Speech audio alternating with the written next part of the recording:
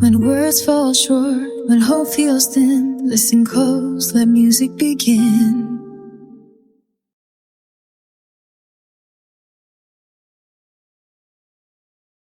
Hi, everybody. It's your friend Cindy, and I have the privilege to introduce to you Lesley Goth. And I am really looking forward to this interview, Lesley. Thank you. Lesley talks about the unbroken healing and hope after sexual assault. hmm Oh my gosh. Yeah, heavy stuff. My goodness, what a job you have. Tell us about what you speak on. So I speak on it's called my talk is called Unbroken Healing, Hope, and Resilience After Sexual Assault. This talk has been birthed out of the book that I wrote, and that came out last summer called Unbroken, A Survivor's Journey After Sexual Assault. So kind of staying on that same theme of unbroken, Oh, because yeah. so many sexual assault survivors feel broken, forever broken, Mhm. to never be able to put those pieces that have been torn apart back together again. So, having been through it myself, I've had a few different experiences with sexual assault in my own history. But one out of three women have some type of experience with sexual assault. And I believe it's one out of six men. So, it's very, very prevalent and pervasive. And in my practice, my psychology practice, I work with a lot of survivors, and just due to my own personal experience and working with survivors and their experiences, I felt like there was just a gigantous need to provide this hope and healing and resilience, and a way to kind of really get that hope, because that feeling of unbroken is just so heavy, so heavy. It is.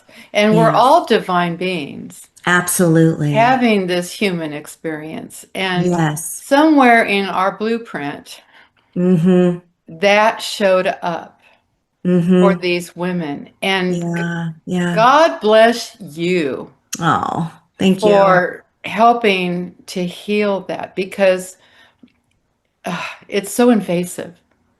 It's such a, we don't realize our boundaries, right, until they're like crossed and just crushed, like in these ways. Yeah. And so, whether it's a single event, like a horrific rape, or whether it's, growing up as, from a childhood that has experienced child molestation growing up, I mean, it's just, you're right. It is such a destruction of what we know to feel safe Mhm. and genuine, and like it just blows up your whole world, and what's It safe and what's good and what's trustworthy.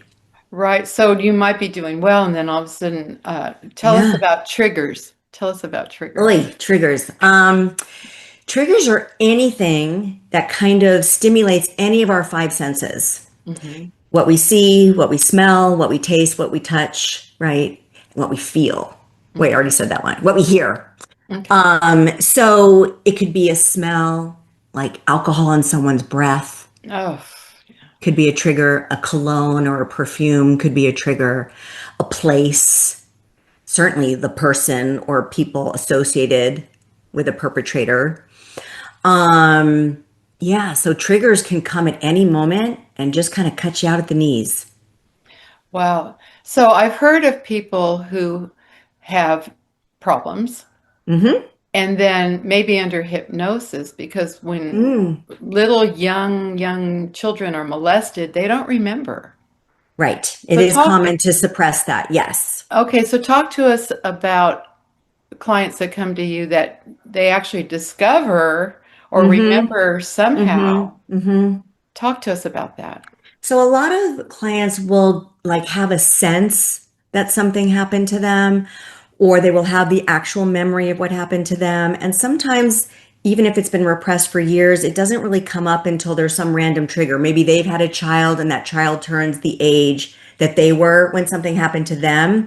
That's very common, that maybe something happened to them at 5 and now their child is 5, and all of a sudden they're flooded with certain memories of what Oh, happened to them. okay. That can happen. My main mode of treatment for survivors is EMDR therapy. And that stands for eye movement desensitization reprocessing therapy. And it's a trauma therapy where the client does not have to talk a lot about what they've been through because it's so hard to talk about. Yeah. Just talking about it can be Yeah. re-traumatizing, Yeah. right? And they can, get the healing that they deserve without being re-traumatized and really process mind and body because our traumas live in the body, it lives in our cells. And Wow. especially if you were too young to maybe remember, it doesn't mean the body doesn't remember, even if you don't have the cognitive memory. Okay. So knowing that there's a treatment that they can actually heal and process what they sense has happened to them and clear it out of their mind and body and then develop a whole new understanding of how they can get to show up in the world. That's where that hope and that healing and resilience then can come from because healing is absolutely possible. Oh, say that again. Healing is absolutely possible. And You that's why didn't I say love possible. doing You said absolutely. absolutely possible. Yes, Oh, 100%. I wouldn't do what I do if I didn't believe that with my whole soul. yes. Yes. It's got to be gratifying when you see somebody come out of that prison Yes, that's in their mind and in their yes, being, yes, yes. because it does. It locks you in a prison. It really does. It really Wow. does. Then it becomes so isolating. And so, most survivors are just drowning in their own shame and Yeah. self-blame, and they hate themselves. Yeah. They Oh, hate themselves. And that's just a horrible, sad way to have to go through life. yes, because of the blame. The blame. I had an experience of someone I knew who had been Okay. assaulted, Yes. and I blamed myself. Right. Right. Absolutely. So Right. it's not just uh, the person. Right. It's It's people anyone who associated with that person. right. Right. Exactly. Wow. So there's a lot of healing. It's not just the victim. Yeah, exactly. It spreads, right? Hmm. It goes on to family members of survivors, Oh, wow. family members of victims, partners, children of victims, Hmm. yeah, friends. Yes. It Yeah. affects so many. It's so interesting on our human behavior. I live in Hmm. Florida, Hmm. and there's a lot of thongs here. Okay. Okay. All shapes, sizes, ages, that type of thing. Hmm. And I remember when I was in my 20s, and there's an instinct, and we see Hmm. that at the beaches, Hmm. especially, and we're in spring break time right now, Yeah, where definitely. women wear beautiful bikinis with beautiful bodies, Hmm. and we love being desired, but that's Hmm. where it stops. Correct. And so a lot of times victims are blamed. Well, you were wearing that. I know, and that still goes on today. Yes. That Yes. still goes on today. I did an interview last week. She's in film school and she's doing her senior project and she's talking about how sexual assault is portrayed in the media.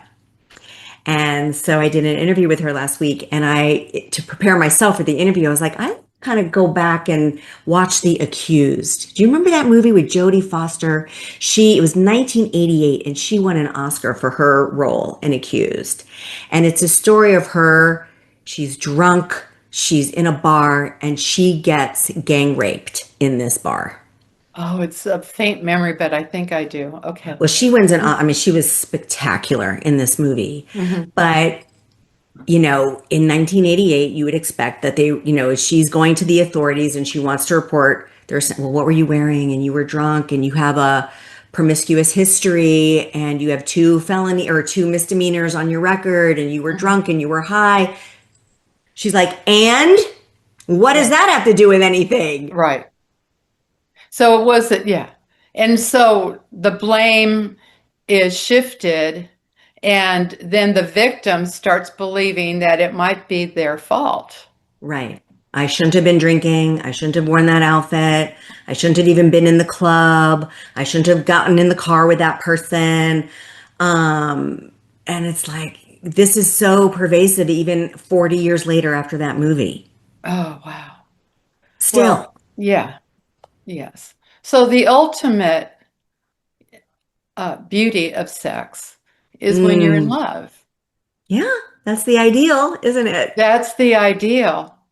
I And remember then, when I was, growing up and a yeah, teenager and my mom's having the talk with me, yeah, and we're talking about all the things and she's like, just I was impressed with her for handling this so well. She's like, make sure you're in love. yeah. Oh, did she say that? Yeah. You Yeah. know, my mother, I remember when I got the talk and I had the chicken and the frog and the tadpole. Chicken and frog. What were Yeah. you learning? And when she gave me the talk, I wasn't very, I think I was 8 or 9, and she gave me the talk, and I went, ew. Right. Well, you did that. You had to do that 4 times because I've got 3 brothers. Ew. Wow. Yeah. And that's what I thought. Yeah. But then I'll never forget. I asked her, I said, Mom, how do you know if the tadpole gets to the egg? Yeah. And she said, it's like walking into a field of flowers that all open up at Oh, once. oh my gosh. What a beautiful illustration, right? Yes. And I filed it. I certainly didn't get it. I was Yeah. still in ew. Yeah, you were so itty bitty. Yes, I was absolutely. still ew. Yeah, catty. Yeah. Yeah. Yeah. Because I Oh, had the 3 brothers and I understood all that stuff, and but when she said that, I understood what she meant yeah. later in life. Yes. And I took that with me. In fact, I wrote a book. It's called Pearl. And Oh, I dedicated it to my mother saying those words to okay. me. Yeah. Oh, I love that. Yeah. So anyway, well, I love what you're doing. Do you have a story of somebody in particular, or just a story that you can share with us of somebody that you Mm. really made a difference? This one, there's so many. There's Mhm. so many that come to mind, but this one woman who was in the process of getting her license to be a therapist as well. Mhm. And when she had, I think like four kids total at the time, and she came to me because when she was 8 months pregnant, this had happened years earlier. When she was 8 months pregnant, she had a stranger come into her home and rape her, and she had a toddler in the next room. Oh, Yeah, we're probably going to need to put out a trigger warning for people listening to this, right? yeah, yeah, yeah. Oh Because no, it's no, very, that's yeah, it's healthy. yeah, This yeah, is healthy because yeah. we get our strength from facing the darkness and saying no. Right. And this is what the resilience part, like knowing that other Right. people have these very intense, horrific stories and that Sure. you're not alone. But her Yes. story was really incredible. She came in with tremendous amount of anxiety, and, she was trying to get licensed and she was seeing clients of her own. And so, Oh wow. all these things. So anyway, so we did the EMDR therapy with her, and, this was years ago. This was pre-COVID and everything. And so since then, she's gotten her license. We processed all her trauma. She also had a lot of trauma growing up in a very abusive home as a child. So the first thing we processed was her rape, got that cleared out, and then we went into her childhood and cleared out all the childhood abuse that she went through. Oh dear. Okay. Since then, she has moved to North Carolina and she's gotten her license, and she's now using EMDR therapy on her clients as well. And she reached out to me a couple weeks ago, actually, Oh, just like getting, that feedback of, Lesley, thank you so much. uh-huh. Now I'm doing for others what you did for me. Oh, Right? To be able to get to the other side and to feel whole. Again, unbroken, right? Unbroken. She's like, literally, I now feel whole. I am, passing it forward, right? Paying it forward and helping other people heal from their trauma as well. And I was like, oh, that's what it's all about. That's what yeah, it's all it is. And sometimes God gives us the trauma, or we get the trauma. I shouldn't say God, because God is love, but Yes. we have this human experience, and we Yes. experience that for a Yes. reason, to Absolutely. help Help others. others. Yeah. That's part of what I teach and what I talk Mhm. about Mhm. is the post-traumatic growth Mhm. and how to get to that point where it's like, okay, I hate what happened to me, but now I see it can be used for good. Yes. Yes. And that person that has hurt me doesn't get to win. No. Forgiveness is tough. It's tough. It has to be a spiritual, supernatural thing. Yes. And so I've talked to many women Yes. who cannot forgive. They just can't. I said, I I can't know. forgive. I And I tell understand. them, this is what I always say. I always say, you're carrying that with you, just like somebody just threw I poop all over know. you and you just keep smearing it all over you.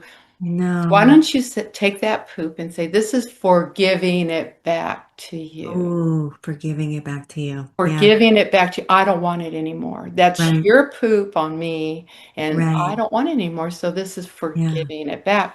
And every woman that I told that to, Yeah. I can do that. Yeah. I love that. I'm going to use that. Thanks. Okay, I'm stealing that. Thank that's good. you. That's what it's for. It's for Yes. giving it back. Back to you. For Oh. giving it back to you. I didn't do that. You did it. Mm-hmm. Mm-hmm. And I want it off of me. I want it clean. Yeah. I want a clean slate because Right. it's not Yeah. easy to forgive, because It's really we not. somehow we feel like we're almost saying, well, that was okay, and it wasn't. Right. Or that now I have to forget that it ever happened All of that. or that it wasn't that bad, all of it. No, but One thing that makes forgiveness very hard, and it's a chapter in my book. The chapter is like, what if I see my perpetrator living their best life? mhm, mhm, Right. What if they're excelling in their careers and they're moving up to high places and, getting the promotions and all the things? How am I? So I'm the one sitting here wounded and in a puddle and they're like living their best life. So that's also very hard to forgive. right. It is, but But not I when you hear you. understand karma. Oh, that's what I talk about in the book. And I say that. karma Yes. always wins. Karma knows their Karma address. always wins. Yep, absolutely. And Yes. and the Bible says 10 times. I'm not a big Bible banger, but that's kind of nice to think. Whatever. It's kind of nice to think. Yeah, and I do talk about that in my book as well. Oh, I love this. Well, everybody's got to get your book, Unbroken. Everyone's got to get my book. Everyone's got to hear me Yeah. speak. Yes, absolutely. Yeah. Yes. Yeah. Tell me a song that fires you up. You know, um, every time I hear Hotel California by the Eagles, I am transported. I'm triggered in a positive way back to my middle school, high school years, and just feel such a sense of nostalgia and happiness and warmth. I really You do. know, that song reminds me of what you do. In the last lines, you can Yes, check out anytime you want, but you but can you can never never leave. leave. But yes, you can.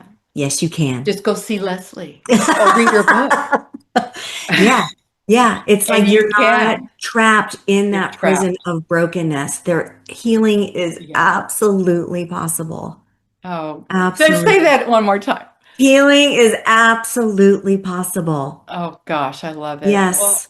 this has been a very enjoyable experience I talking to appreciate you you. so much. Thank you for Yes, giving and me this opportunity to talk about such a difficult topic. well, I think as speakers Yes. that we have a certain amount of courage, Mm, because they say that getting up in front of people and speaking is the number one fear of all it's humans. true. And I Yes. believe it goes back to our primordial time of Yes. survivor, like Survivor. Yes. If the tribe says no and you're going to be judged, Right. you're off the island. You're out. Yeah. Right. So Yes. it takes, Massive rejection. yes, Yes. it takes courage to be a speaker. But Yeah. I tell my fellow speakers, when they say, well, how do you get over the nervousness? Hmm.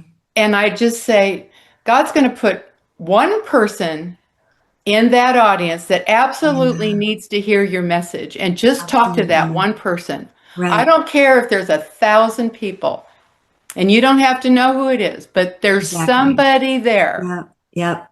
that you're going to absolutely change their life with what you do. Yeah. Yeah. It's Yeah, true. it It's is. true. It's a privilege. And I try to make it like it's not about me. I'm going to share the message and see where it lands, Oh right? Like gosh. you said, if it lands on one, job is accomplished. Okay, Good I job. want you to say it one more time. And Absolutely. healing is absolutely possible. Oh, thank you. Thank Thank you. And you. thank you for this.